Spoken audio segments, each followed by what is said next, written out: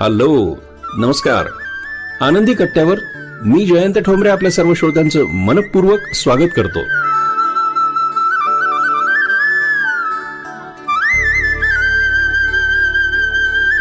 श्रोतो नमस्कार. महाभारतातली एक गोष्ट आहे, कदाचित तुम्हालाही ती माहिती असेल. एक गरीब म्हातारा हस्तिनापूरला गेला. काहीतरी दान मिळेल या आशेनं तो धर्मराजांना भेटला, परंतु तोपर्यंत सूर्यास्त झाला होता. त्यानं धर्मराजाला काहीतरी दान द्यावं अशी विनंती केली. तेव्हा धर्मराज त्याला म्हणाले, आता सूर्यास्त झालाय, त्यामुळे मी आता दान देऊ शकत नाही. तू उद्या सूर्योदयानंतर केव्हाही ये, मी तुला अजिबात निराश करणार नाही. तो गरीब म्हातारा नाराज होऊन परत फिरला. या दोघांमधला संवाद बाजूला बसलेले भीमसेन ऐकत होते. तो गरीब म्हातारा निघून गेल्यानंतर भीमसेन धर्मराजाला म्हणाले, दादा, तुम्ही या याचकाला उद्या सकाळी दान देण्याचं वचन दिलंय, पण एक विचारू, माणसाला दुसऱ्या दिवशीच्या आयुष्याची खात्री देता येते? धर्मराजाला स्वतःची चूक कळली. त्यांनी लगेच त्या गरीब म्हाताऱ्याला बोलावलं आणि भरपूर दान दिलं. भीमानं विचारलेला हा प्रश्न छोटासा असला तरी तो अस्वस्थ करणारा आहे. आणि हा प्रश्न जो स्वतःला विचारतो त्याला आयुष्याचं खरं महत्त्व कळतं. तो काल भेटला होता, आज तो नाही आहे. तो मगाशी माझ्याशी फोनवर बोलला होता, आत्ता तो नाही आहे.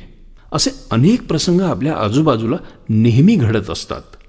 हा क्षण माझा आहे, पुढचा क्षण माझा नाही, हे एकदा का आपण आपल्या मनात रुजवलं की संताप, चीड, द्वेष, मत्सर या सगळ्या भावना आपोआप गळून पडतात आणि हातात राहतं ते सूर, ताल, लय, ठेका घेऊन आलेलं आयुष्याचं रंगीबेरंगी गाणं.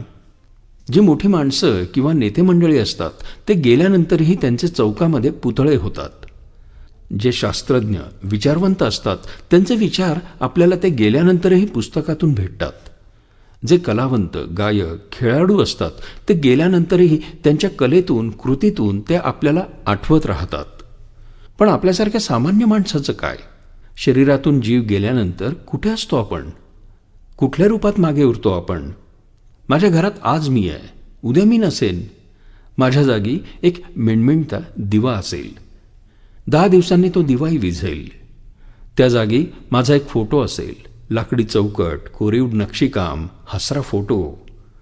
काही दिवसांनी माझ्या लटकलेल्या फोटोवर साचलेली धूळ असेल किंवा त्या फोटोची पातळ काच वेडीवाकडी तडकलेली असेल. काही वर्षांनी माझा तो हसरा फोटो भिंतीवरच्या छिद्रातून खिळ्यासकट निखळलेला असेल. आणि मग त्यानंतर पिढ्यानपिढ्या माझ्याच घरात माझ्या नावाचं फक्त उरलेलं एक छिद्र असेल. आपलं रूपांतर अशा छिद्रात होण्यापूर्वी आपल्याला दानात मिळालेल्या या श्वासाचं रूपांतर उत्सवात करायचं का?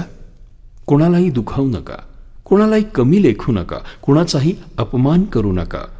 कारण तुम्ही केलेलं हे कर्म तुमच्याकडेच येणार असतं. म्हणून आनंदानं जगा आणि दुसऱ्यालाही आनंदानं जगू द्या.